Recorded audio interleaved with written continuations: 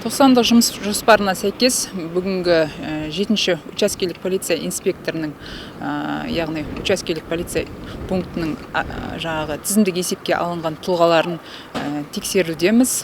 Яғни 2024 жылдың 8 наурызында жаңағы аталмыш мекенжайға хабарлама келіп түседі.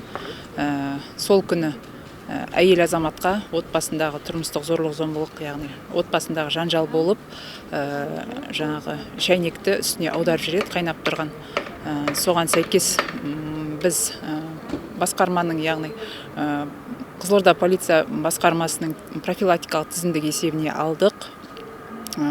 Бұл отбасы қазіргі таңда учаскелік полиция инспекторы 1 ай көлемінде есепке алып, өз бақылауында ұстайды. Сол отбасындағы әйелдің, сонымен қатар баланың қауіпсіздігін қамтамасыз ету мақсатында бұл отбасында әлде жанжал болып жатыр ма, болып жатқан жоқ па, өзінің бақылауында ұстап, тексеру мақсатында аталмыш мекенжайға барып, профилактикалық түсіндірме жұмыстарын жүргіздік.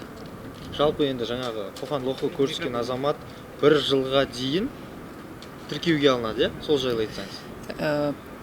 Қорғау нұсқамасына, яғни 1 айға дейін бұл отбасы учаскелік полиция инспекторының бақылауында болады.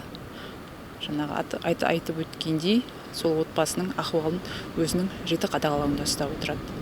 Ал егер де бұл қорғау нұсқамасын тағы да бұзатын болса, Қазақстан Республикасының әкімшілік құқық бұзушылық туралы кодексінің 461 бабына сәйкес жаңағы әкімшілік хаттама толтырып, әкімшілік сотқа жолданып, құқық бұзушылығы осындай заңды шара қолданылады.